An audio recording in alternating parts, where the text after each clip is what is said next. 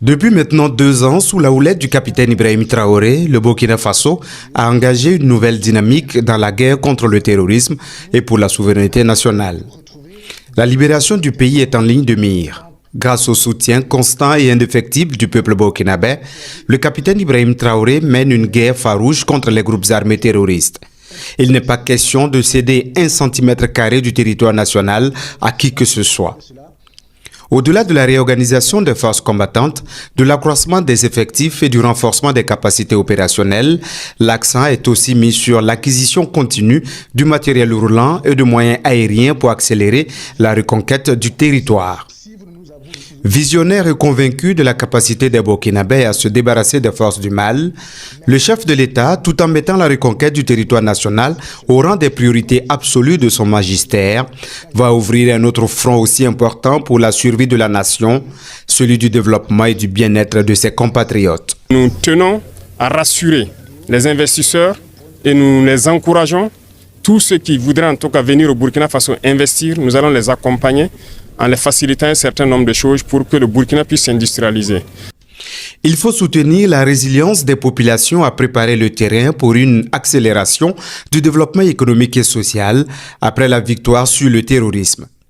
Pour le chef de l'État, il n'y a pas de miracle, il faut investir dans les infrastructures socio-économiques. Le renforcement et la réhabilitation du réseau routier national sont alors engagés. L'objectif étant de disposer d'un réseau routier national de qualité qui puisse améliorer considérablement la mobilité des personnes et des biens et booster l'économie nationale à travers une amélioration de l'accessibilité et des rendements des zones de production. Les infrastructures routières constituent l'un des pans essentiels pour la transition, pour faciliter la mobilité de toute personne au niveau du Burkina.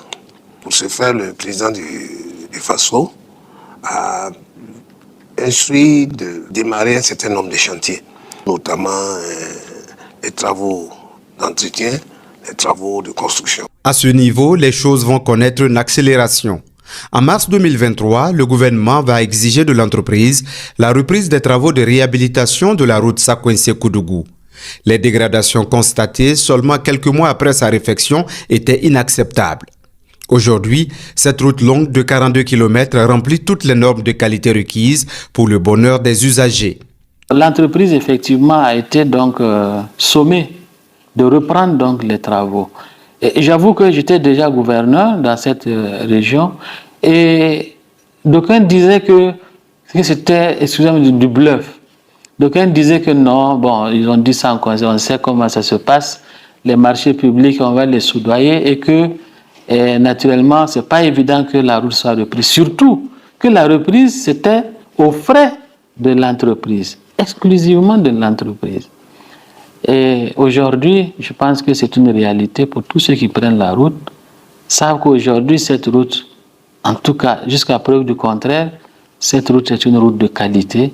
Dans l'histoire donc de notre pays, je ne suis pas très âgé, mais je ne pense pas qu'on puisse sommer une entreprise de pouvoir reprendre une route à coût de plusieurs milliards à ses frais et qui accepte effectivement, je ne dirais pas de gré, mais en tout cas qui a accepté donc de faire donc, reprendre donc le travail à zéro.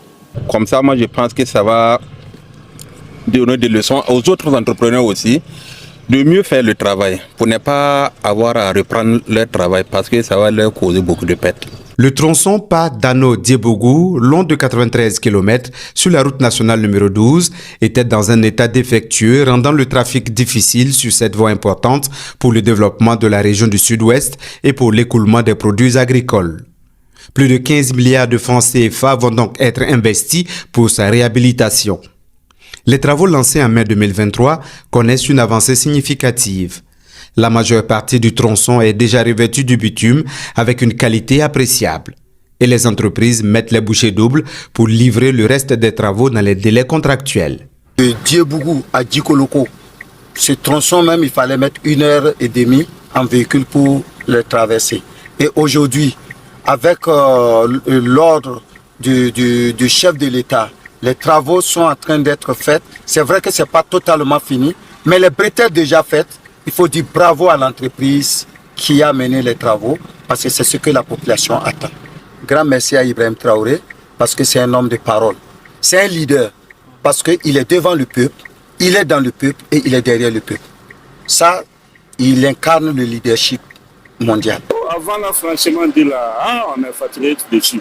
C'était trop daté, très dégradé même. Et donc, beaucoup de trous, on ne peut même pas circuler.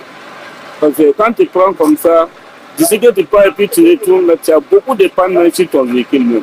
Maintenant, en tout cas, c'est propre. Nous-mêmes, on est contents. Quand on roule maintenant, vraiment, on est très contents. Sous l'impulsion du président du Faso, le capitaine Ibrahim Traoré, la RN8, longue de 131 km qui relie Bobo Dioulasso, Orodara et Koloko à la frontière du Mali, est en chantier. C'est un axe stratégique pour la consolidation de la Confédération de l'Alliance des États du Sahel. Cette route revêt également un intérêt économique pour la région des Hauts-Bassins en général et pour le Kénédougou en particulier, zone de production fruitière par excellence de notre pays.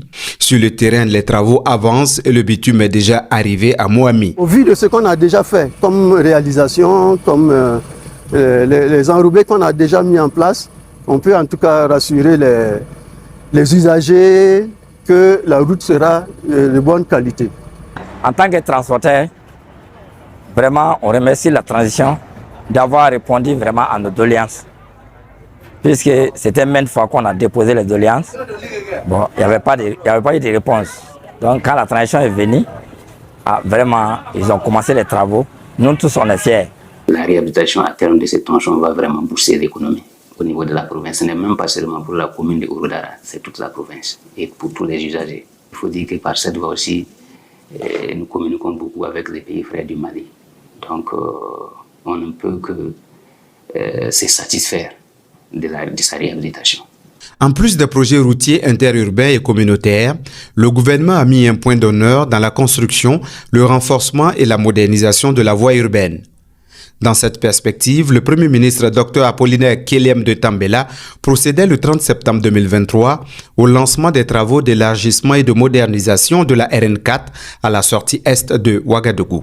Cet important projet va permettre de fluidifier le trafic et d'assurer la sécurité routière sur cette voie qui connaît des encombrements et des risques élevés d'accidents aux heures de pointe. Et au jour d'aujourd'hui, pour ceux qui pratiquent le chantier, ils vont voir que vraiment le chantier est en mouvement. Et il y a la RN4 qu'on a commencé la session 2 de son début. Le chantier est divisé en 2 sessions. La session 1 qui commence de la ville jusqu'au PK11 et la deuxième session.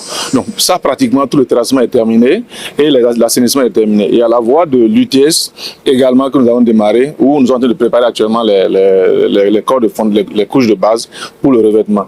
Nous sommes fiers de réaliser ce projet en tant qu'entreprise burkinabé et nous savons que cet engagement, on le respectera pour le bonheur de la population.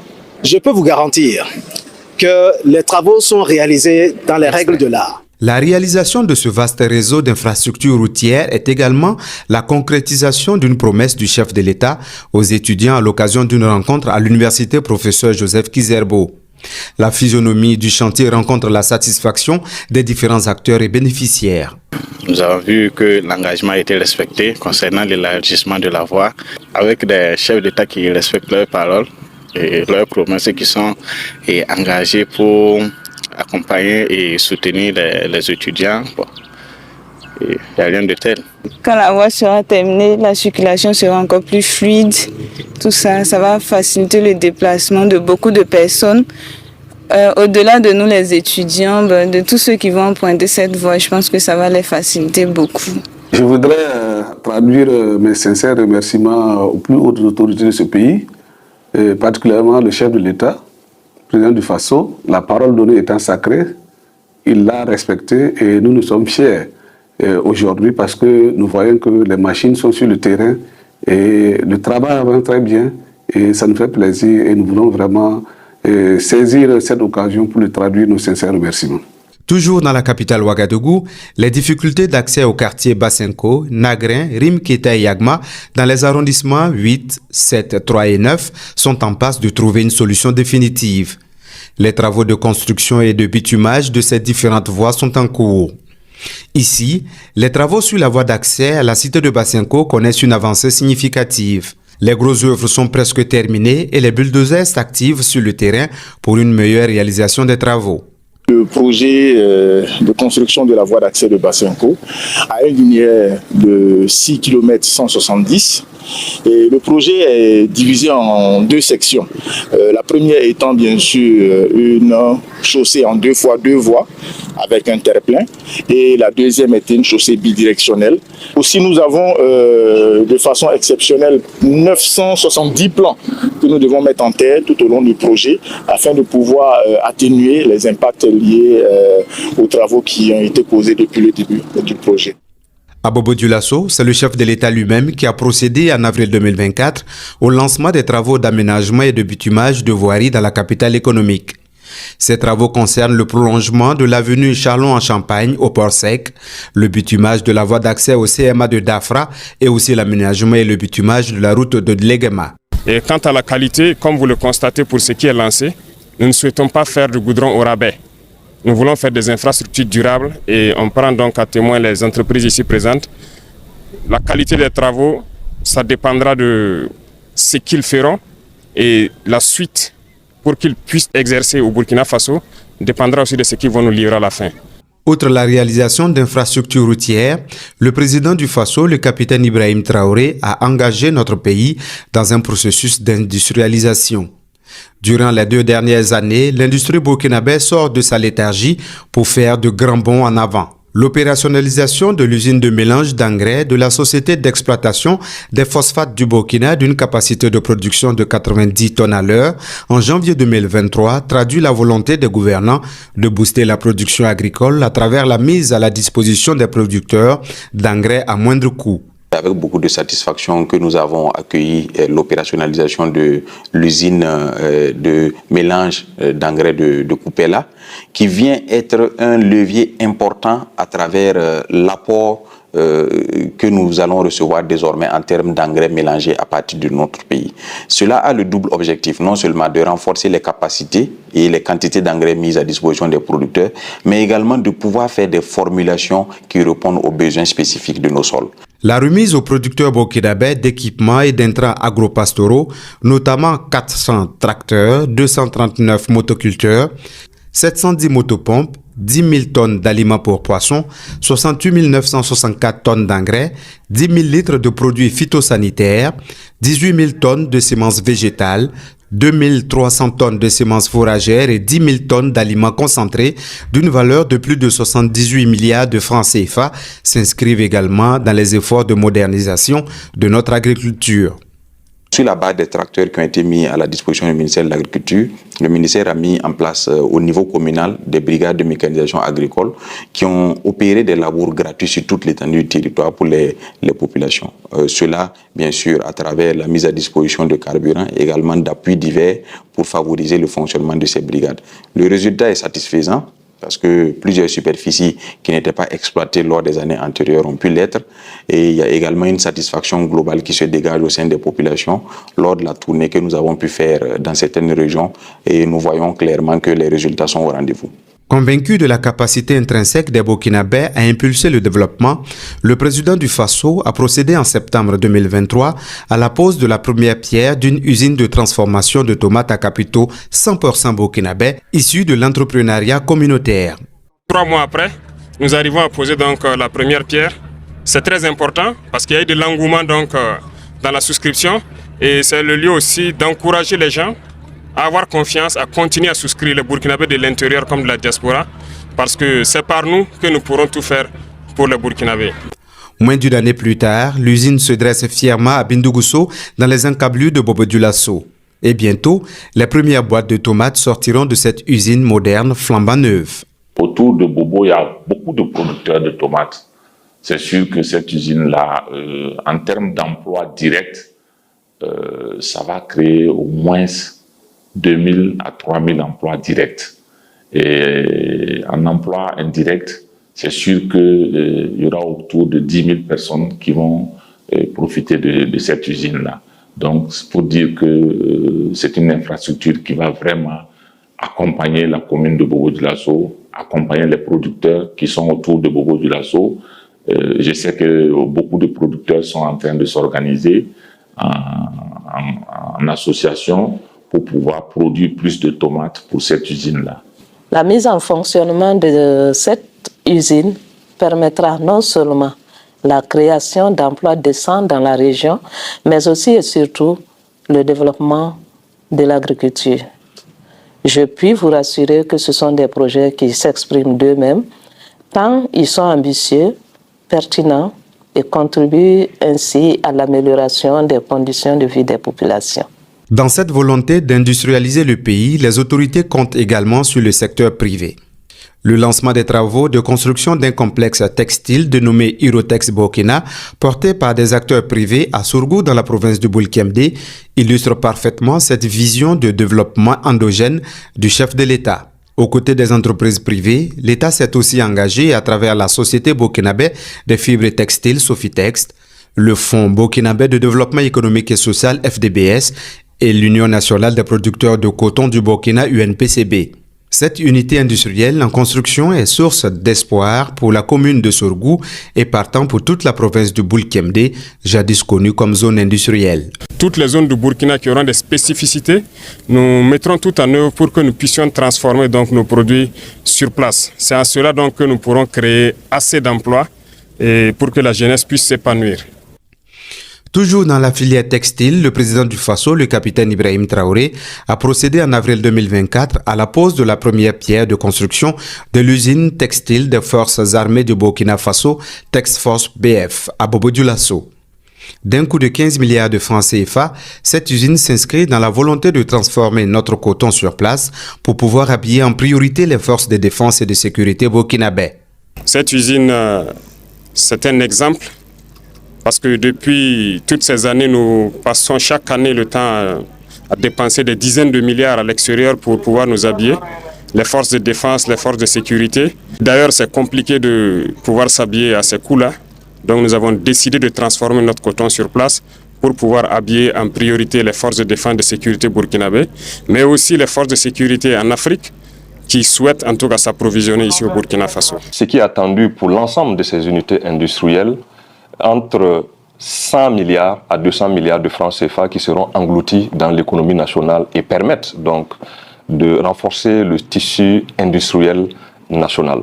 Il s'agit donc de toute cette vision des plus hautes autorités de notre pays consistant à la transformation des matières premières locales comme priorité, qui pourront être commercialisés au plan national, mais aussi au plan international et engager le maximum donc de valeur ajoutée. L'impact se verra aussi sur la balance commerciale, puisque nous exporterons davantage de produits finis qui auront donc beaucoup plus de valeur ajoutée et permettront d'engager assez donc de devises qui viendront financer l'économie nationale. En droite ligne de la vision d'un développement endogène au profit des Burkinabés, le capitaine Ibrahim Traoré va donner un nouveau souffle au secteur de l'or de notre pays. Avec une production industrielle de 57,674 tonnes et une production artisanale de 457 kg en 2022, l'or est le premier produit d'exportation du Burkina. Il faut tirer profit de cette manne aurifère pour financer le développement et pour faire face aux défis de la nation. La création de la Société nationale des substances précieuses, suivie de la pose de la première pierre d'une raffinerie d'or en novembre 2023 à Ouagadougou, procède de la volonté des autorités de contrôler toute la chaîne de production du métal jaune. La transformation génère de la valeur ajoutée et il est impératif que le gouvernement puisse prendre en charge cette question avec l'installation d'une raffinerie qui va s'occuper du raffinage de l'or sur place. Ça va créer plus d'emplois, mais ça va également générer la valeur ajoutée au profit du budget de l'État. Le lancement par le chef de l'État en janvier 2024 des activités de la toute première usine burkinabé de traitement des résidus miniers Golden NSA dans la zone industrielle de Kosodo à Ouagadougou découle de l'ambition de Burkina Faso de valoriser l'expertise nationale et de générer des emplois dans le secteur de l'or. Le traitement des résidus miniers, on exportait et nous n'avons aucune mainmise sur ce qui se passait. Donc c'est vraiment une évolution positive du contexte de souveraineté et donc de prise en main de nos ressources. La mise en place de cette usine de traitement des résidus miniers est née de la volonté du chef de l'État de pouvoir permettre à l'expertise nationale de s'affirmer. L'usine de traitement du résidu minier a été montée totalement par un Burkinabé et l'État est partie prenante dans la mise en œuvre de cette usine, notamment à concurrent de 40% du capital. Donc ce résidu minier va pouvoir permettre de traiter l'ensemble des déchets qui seront issus du traitement de l'or et permettra de boucler toute la chaîne de valeur en termes d'exploitation minière. Dans le domaine de la santé, les 2 premières années de la transition ont connu le lancement des travaux de construction du centre hospitalier régional universitaire de Gawa dans la région du Sud-Ouest. Longtemps attendu par les populations de la région, le centre hospitalier de Gawa est aujourd'hui en plein chantier. D'un coût de réalisation de plus de 45 milliards de francs CFA, l'hôpital de Gawa aura une capacité de plus de 300 lits et sera bâti sur une superficie de 25 hectares. Les travaux en cours ont été subdivisés en 6 zones de travaux. C'est-à-dire, premièrement, on a la zone 1 qui contient les bâtiments connexes et annexes. En zone 2, on a les hospitalisations. Maintenant, la zone 3, c'est vraiment le nerf du projet parce que c'est le plateau technique. Après ça, nous avons les zones 4 et 5 qui sont particulièrement des hospitalisations. En dernière zone, nous avons la zone 6 qui est particulièrement contient plus l'administration. J'avoue qu'en tant que premier responsable du CHR donc, de Gawa, c'est avec une grande joie que donc, nous allons donc accueillir ce nouveau joyau. Il faut dire que actuellement, le site sur lequel nous sommes a été construit en 1972. Et donc, à ce jour, les capacités d'accueil du CHR sont largement dépassées. Et en termes de ressources humaines, on a beaucoup de médecins spécialistes, que ce soit du côté chirurgical ou du côté médical, donc qui actuellement manque donc de local pour vraiment donc s'exprimer en termes donc d'offres de soins. Et donc ce nouveau joyau, donc ce nouvel donc hôpital, devra nous permettre en tout cas donc de déployer, on va dire donc toute la capacité donc de production donc de soins pour la population. Cet hôpital à terme va permettre de rehausser le plateau technique en matière d'offres de soins pour les populations de la région du Sud-Ouest, avec des équipements de dernière pointe, avec des infrastructures de haut niveau. Cet hôpital va permettre aussi de former des étudiants en sciences de la santé. Donc, véritablement, l'impact va être très important pour la région du Sud-Ouest dans ce domaine. Pour l'amélioration de l'offre de soins de santé, le président du Faso, le capitaine Ibrahim Traoré, a remis en juillet 2024 au ministère de la Santé 15 cliniques mobiles, des équipements de la chaîne de froid, de bureaux, de la logistique roulante. En plus des équipements et des infrastructures sanitaires, le gouvernement, sous le leadership du capitaine Ibrahim Traoré, a pris des mesures sans précédent de réduction d'un coût de certains examens et actes médicaux au profit des populations. Au Burkina, pour faire un scanner, vous n'avez plus à débourser 50 000 francs, mais vous payez 25 000 francs, soit une réduction de 50%. Pour réaliser un examen d'imagerie par résonance magnétique, vous n'avez plus à payer 100 000 francs, mais vous payez 40 000 francs, soit une réduction drastique de 60%. Alors, pour bénéficier de la dialyse au Burkina, en son temps, il fallait débourser 500 000 francs comme une caution pour avoir accès à la dialyse. Depuis lors, c'est maintenant gratuit. Vous ne payez plus un seul franc CFA.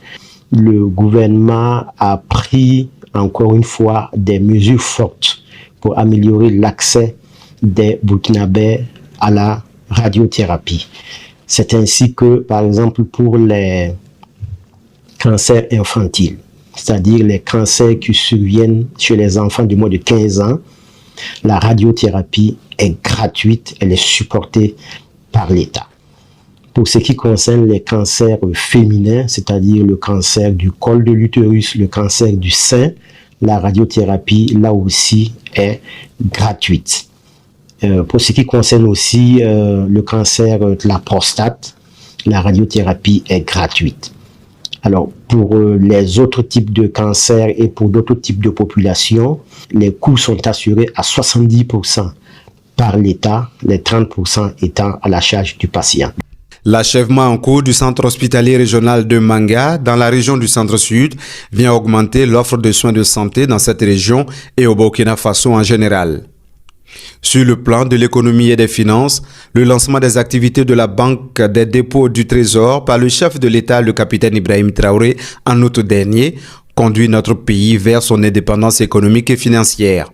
Toutes ces réalisations entreprises et celles en cours, ainsi que la dynamique irréversible engagée par le gouvernement à travers la mise en œuvre de la vision du président du Faso, le capitaine Ibrahim Traoré, ouvrent la voie pour une souveraineté véritable du Burkina Faso.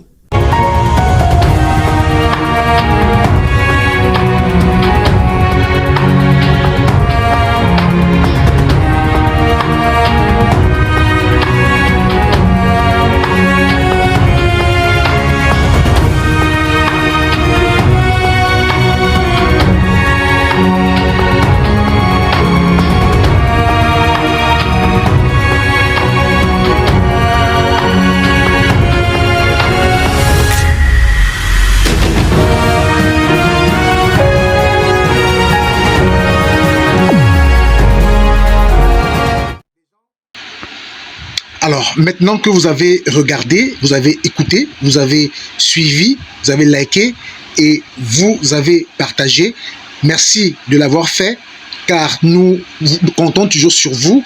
Nous sommes arrivés à la fin de la vidéo, mais nous comptons toujours sur vous. Donnez vos commentaires, dites ce que vous pensez. Si vous avez une critique à faire, faites-le. Nous recommandons ces commentaires, nous répondons à tous vos commentaires et nous acceptons toutes les critiques.